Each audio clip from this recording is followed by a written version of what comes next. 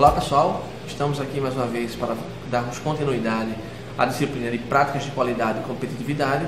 Desta vez vamos falar sobre ciclo do PDCA e Kaizen.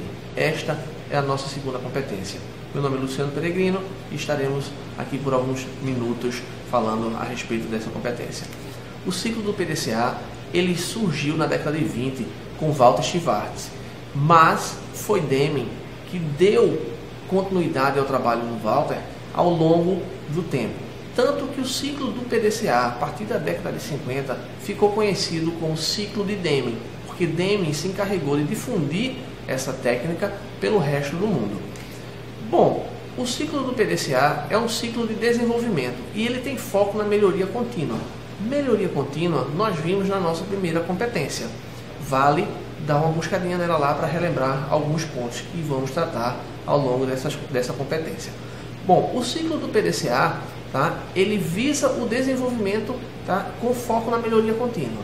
O P vem do inglês plan, que significa planejar, planejamento. O do vem do inglês, né, também. Todas essas letras vêm do inglês. O do significa fazer. O C é de check, de checar, de verificar. E o D e o A é de agir, né? Então, PDCA, em inglês PDCA, tá? Planejar, fazer, checar e agir. Bom, o primeiro ciclo é o P. Vamos tratar do planejamento, do planejar, né? A primeira etapa dentro deste quadrante, digamos assim, é localizar os problemas e estabelecer metas, né? Mas como vamos localizar os problemas e como vamos estabelecer as metas? Logo em seguida, observem que vem a questão da avaliação do histórico. Ou seja, vamos olhar para trás, né? Vamos ver o histórico da empresa, né?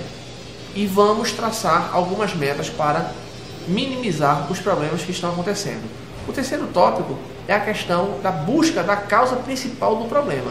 O que é que está acontecendo dentro da empresa que está fazendo com que este problema surja, o que está gerando este problema.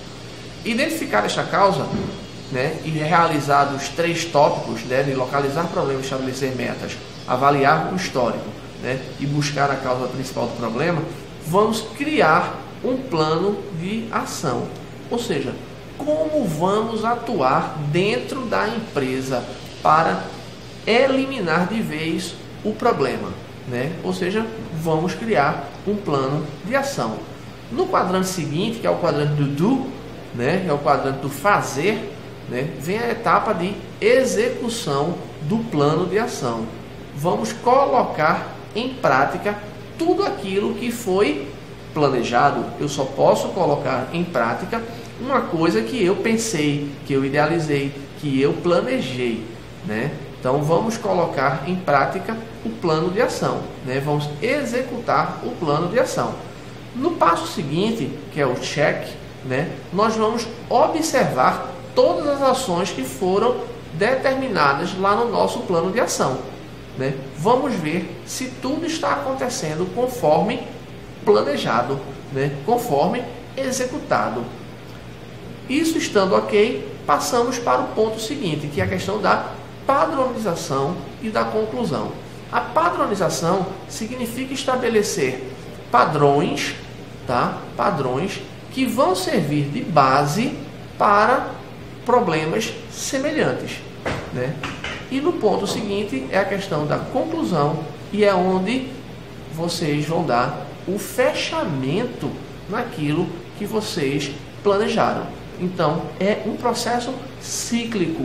Não existe um quadrante sem o outro, né? O primeiro quadrante é a questão do planejamento. Em seguida, o fazer. Não existe um quadrante sem o outro. Não existe a ação sem o planejamento. Da mesma forma, não existe a checagem sem o plano de ação ou sem o fazer, a execução. Então, é um processo cíclico, tá? É um processo de melhoria contínua, como o próprio nome diz, contínua. Não para, é contínuo. E esse processo, esse ciclo do PDCA é um ciclo contínuo. Ele vai estar sempre acontecendo dentro da organização. Você vai estar sempre buscando causas de problemas, tá? Vocês vão estar sempre localizando os problemas para em seguida né, colocar um plano de ação em prática e assim esse problema ser exterminado da empresa de uma vez por todas. O Kaizen, né? O Kaizen, como o próprio nome diz, é melhoria contínua, né? Na tradução literal seria mudança para Kai e bom para Zen, né? Ou seja, é uma atitude de melhoria contínua, né? Então, o criador do Kaizen foi o Masaaki Kirai, né? Ele disse que o Kaizen funciona como um guarda-chuva, né? Esse guarda-chuva vai abranger várias técnicas de melhoria e você vai aglutinando essas técnicas de melhoria de uma forma harmoniosa, né? Então, com isso, você vai poder tirar o máximo de proveito que cada técnica de melhoria contínua oferece. E aí, você vai poder colocar em prática tudo que você tem planejado, né? Bom, quais são as características do Kaizen? Para que o Kaizen ocorra, faz necessário o envolvimento de todos os empregados, ou seja, a busca pelo comprometimento. Os empregados precisam dar sugestões, né? Buscar o compromisso dos funcionários, né? Times de trabalho, ou como alguns preferem, a inteligência social. Times de trabalho são grupos que vão trabalhar de forma coesa, unida, na busca de um propósito, que é a melhoria contínua.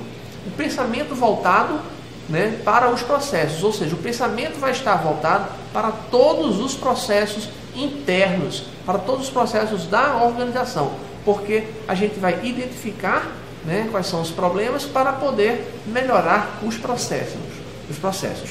A técnica é simples, é o uso de técnicas simples, né? São ferramentas de qualidade, né? E aí podemos utilizar uma infinidade de ferramentas de qualidade para justamente atacar a causa do problema, né? A causa raiz do problema. E uma outra característica é a construção da qualidade do produto de uma forma diferenciada, né?